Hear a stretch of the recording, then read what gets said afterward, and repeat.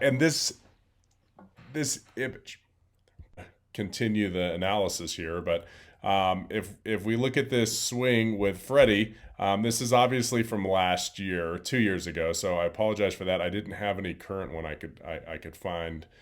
You could tell by the very quiet cardboard people in the background. So that's how we know this is 2020. And this is cool because it's a high pitch, and typically left-handed hitters have a hard time with high pitches. Okay, so I'm gonna bring him. I mean, by high pitch, it's pretty high. I mean it's not dropping very much. So if I put our pitch plane on there, that ball, yeah, probably dropping 3 degrees. I mean, that's a high spin rate fastball up there, only dropping 3 degrees crossing him. And you can see, back in here, if he was late, he would have missed it, right? So he would have swung under that. If he gets to here, he probably fouls it straight back. And he hits it pretty much in the perfect spot, obviously on the way up. So you can see now his barrel's here. And then you can see a frame after contact, his barrel's here. So, this swing, Freddie's an interesting case because I see this a lot with him where his barrel, like he's not on plane. And typically, if I would see a swing plane like this, where the barrel drops underneath the pitch plane, it kind of goes like this, right? It starts working up, kind of all the way through this way. That's his swing plane. Okay, that's his barrel plane. Okay, actually his barrel was down here even lower. Kind of went like this and then like that.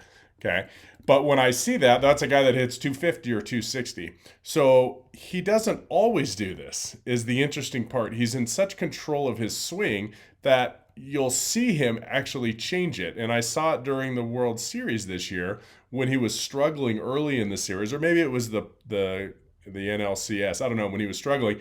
And then all of a sudden he was like, because he was fouling everything off. And that's how you'll know when Freeman is off, because he's hitting the ball too deep and he's under it and he's fouling it straight back.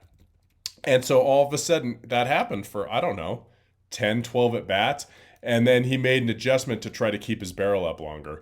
And to me, that's either really good coaching, if the hitting coach staff, and they have like a veteran, they had a veteran staff why can't I think of his name? Their hitting coach. Did he play with the Royals? The what's his name? Anyway, but they were very experienced guys. So whatever, he made that adjustment. It's really cool. But on this pitch right here, Freddie had a very small window to hit this ball. His window was about that big. And if he Seitzer, yes, Seitzer, Kevin Seitzer, been around a long time. Okay. And so you can see like that was the only window. Again, this pitch cruising in at whatever we looked at here, 3 degrees. Okay. And he hits it. I guess that window would have been a little bit bigger than that. He probably hit it right in there. And if your timing is good, you're going to be good. If I'm not mistaken, Freeman had LASIK years ago. I think it really changed his career. Like he became, like his vision drastically improved when he had it.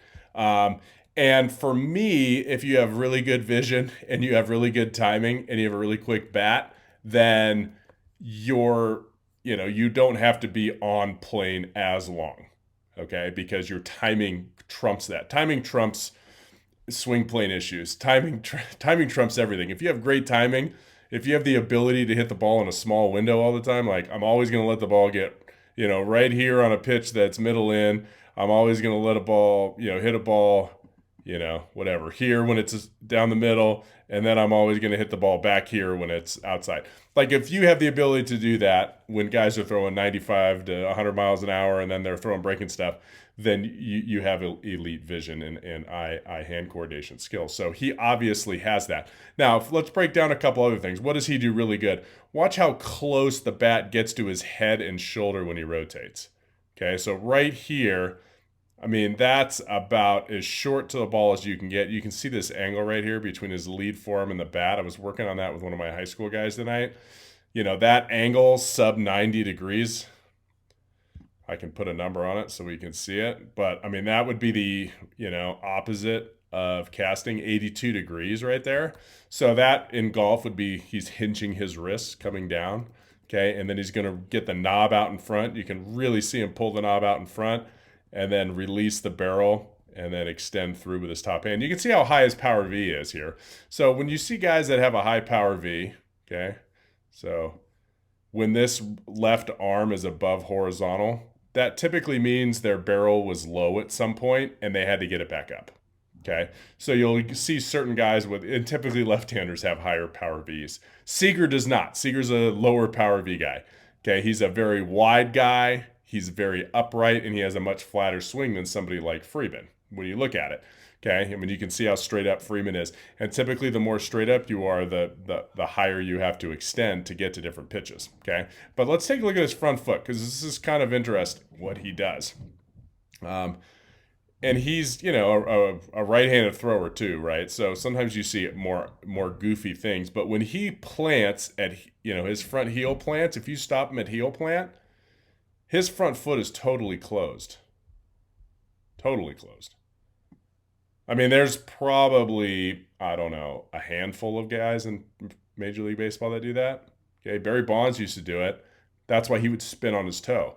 So now let's play this through. Watch his front foot. I'm going to get rid of the box so it's not cluttering. Now watch what happens is his front knee starts to open. This puts a lot of stress on the knee, by the way. Ask Tiger Woods.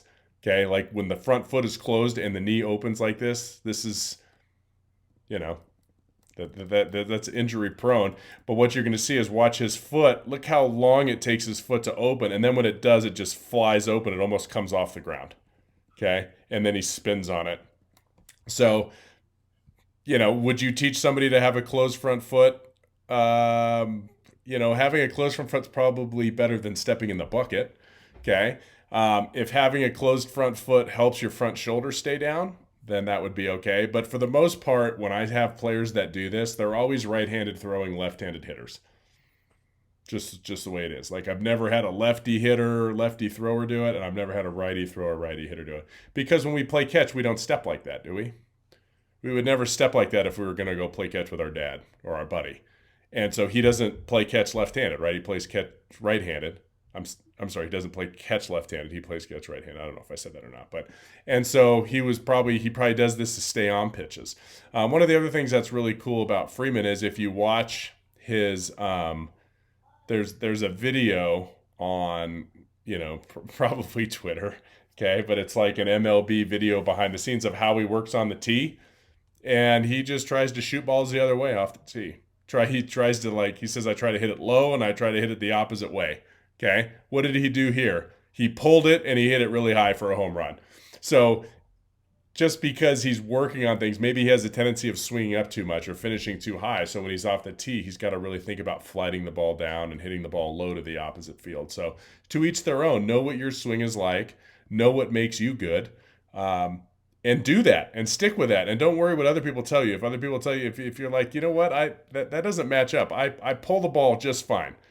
Like, I don't need to sit there and pull balls off the tee or pull balls off front toss. Like, I get in games and I clear my hips. What I'm not really good at is going the other way. Then that's what you need to work on. So what can we learn from Freddie Freeman?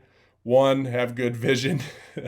2, make sure that, that bat gets close to your shoulder when you rotate.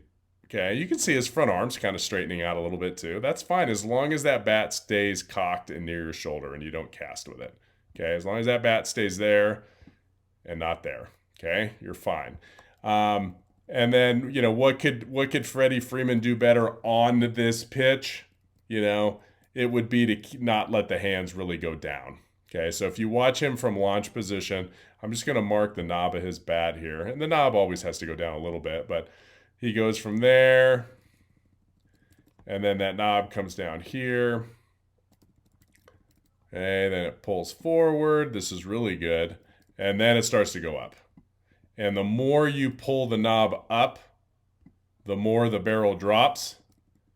And the more the barrel drops, the more you have to finish up high with your extension. So if he could have taken the knob in a little bit shallower path, maybe to here, and maybe skipped that, that one circle that was really low. If he could have had a hand path that was just a little shallower, then his barrel would have been on plane a little bit more.